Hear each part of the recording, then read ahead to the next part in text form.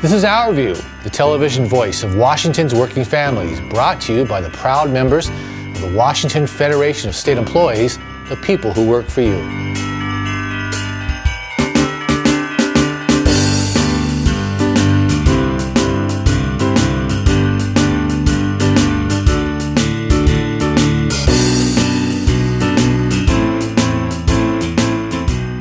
The outcome of the recent election gave many Washington workers a real boost.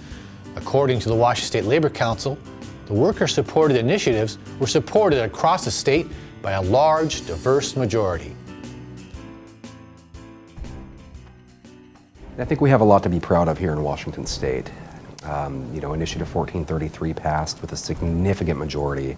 And that majority was not just limited to the Puget Sound area or to King County. That was a majority that transcended our state. It transcended class, it transcended race, it crossed the Cascade Curtain.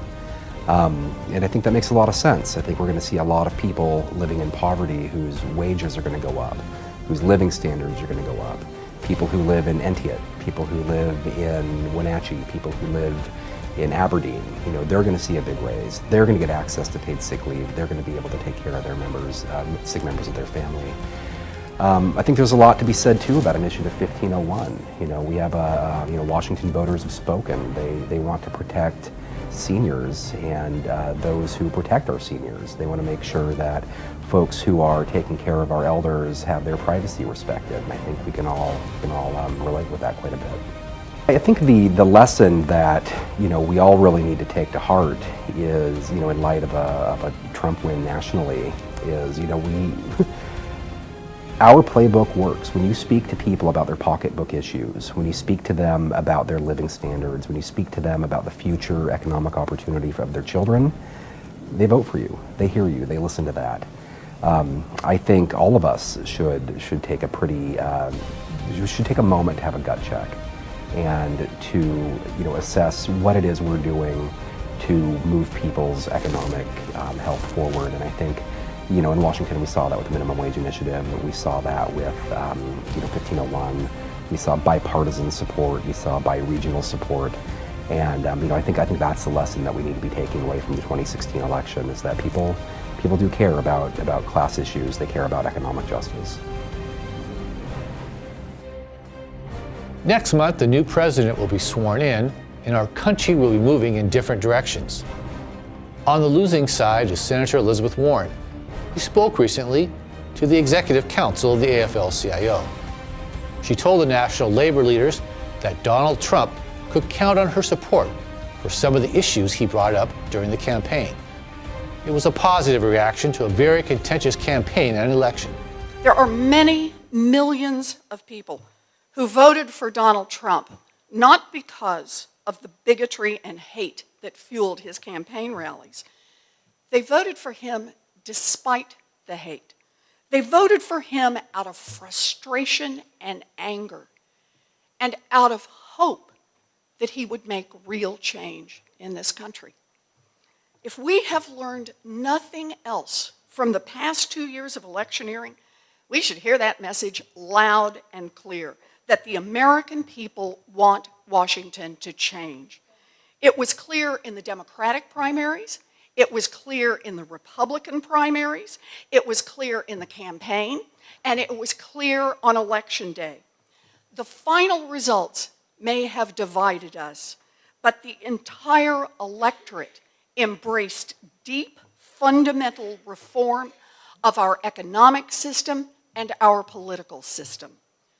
Working families across this country are deeply frustrated about an economy and a government that doesn't work for them.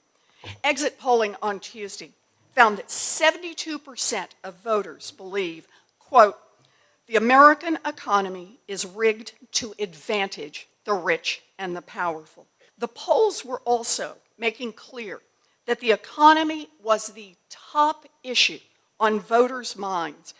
Voters who are angry about a federal government that works for the rich and the powerful and leaves everyone else behind. Now, lobbyists in Washington and Washington insiders have spent years trying to convince themselves and each other that Americans don't actually believe this. And now that the returns are in and people have spoken, they are actually out there waving their hands, trying to dismiss these views as some sort of mass delusion. Well, they are wrong. They are very wrong. The truth is that people have a right to be angry. Angry that wages have been stagnant for a generation while basic costs like housing and healthcare and childcare have skyrocketed. Angry that our political system is awash in barely legalized campaign bribery. Angry that Washington eagerly protects the tax breaks for billionaires while it refuses to raise the minimum wage or help millions of Americans who are struggling with student loans. Angry that Washington tilts the playing field for giant corporations, giving them special privileges and letting them amass enormous economic and political power.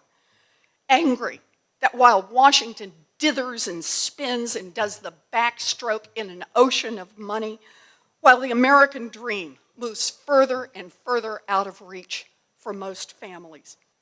President-elect Trump spoke to these issues.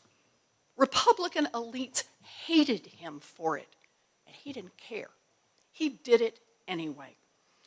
He criticized Wall Street's big money and their dominance in Washington, straight up. He supported a new Glass-Steagall bill. He spoke against the need for reform of our trade deals so they aren't the raw deal for the American people. He said he would not cut Social Security benefits. He talked about the need to address the rising cost of college and about helping working parents with the high cost of childcare. He spoke of the urgency of rebuilding our crumbling infrastructure and putting people back to work. He spoke to the very real sense that millions of Americans have that their government and their economy has abandoned them. And he promised to rebuild this economy for working people. The deep worry that people feel over an America that does not work for them is not a liberal worry or a conservative worry.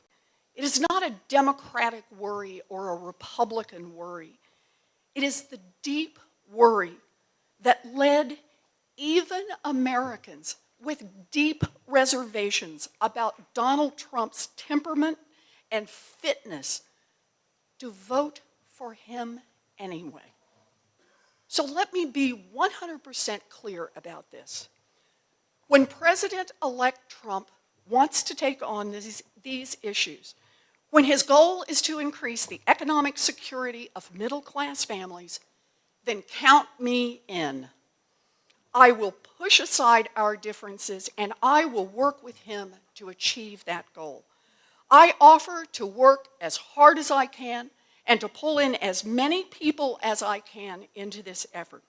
If Trump is ready to go on rebuilding American economic security for millions of families, then I am ready, and so are a lot of other people, Democrats and Republicans. But let me also be clear about what rebuilding our economy does not mean. It does not mean handing the keys to our economy over to Wall Street so they can run it for themselves. And rebuilding our economy does not mean crippling our economy and ripping working families apart by rounding up and deporting millions of our coworkers, our friends, and our neighbors. Americans want to close tax loopholes that benefit the very rich. And Donald Trump claimed to support closing the carried interest loophole and other loopholes. We need a fairer tax system. But if Republicans want to force through massive tax breaks that blow a hole in our deficit and tilt the playing field even further toward the wealthy and big corporations, then we will fight them every step of the way.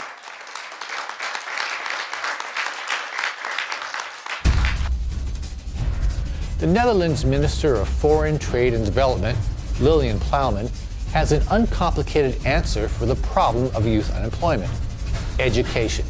She says the investment more than pays back society. And for refugee children, education opportunities for them will mean there won't be a lost generation in her country. Investing in education is one of the best things that you can do. As a country, we have a good track record. The OECD has been congratulating us on the investments that we've done, but also the outcome of those investments. We have a relatively low percentage of youth unemployment, although I think every young person who is unemployed is one too much. But investing in education is always paying off on an individual level, but also on a level of society. It helps people attain skills, it helps people work together, and it helps to strengthen the fabric of societies. Now, if you look at the situation of the Syrian refugees in countries like Turkey, Lebanon, and Jordan, what we hear from parents is that the one concern that they have is that their kids cannot go to school. And so we should make sure that there will be no lost generation there. We, but many other countries, made a pledge to not only invest in education in our own country, but also in education of the Syrian young boys and girls. This has been Our View, brought to you by the members of the Washington Federation of State Employees. We remind you, when you accept a paycheck for your hard work, you don't give up your rights. Thank you for watching and have an enjoyable holiday season.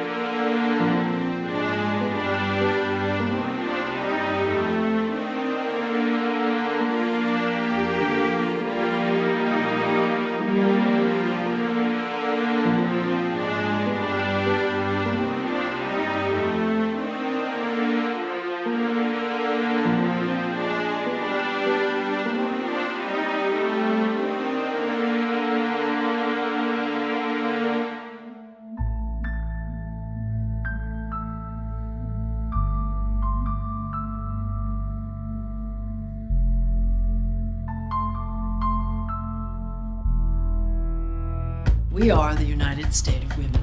The United State of Women. The United State of Women. And when we do better, everyone does better.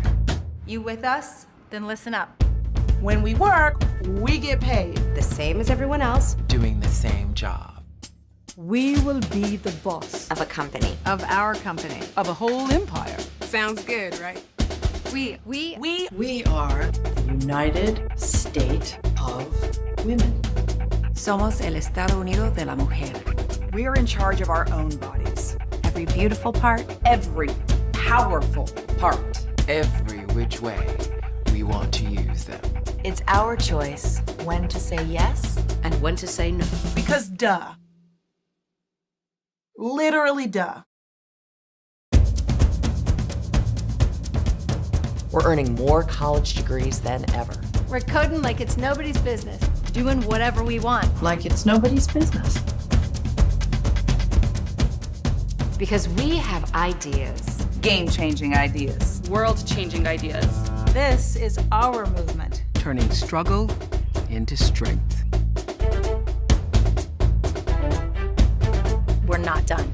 We're definitely not done.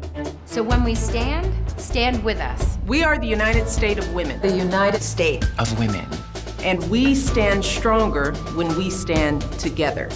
Today, we'll change tomorrow. Together, we got this. We got this.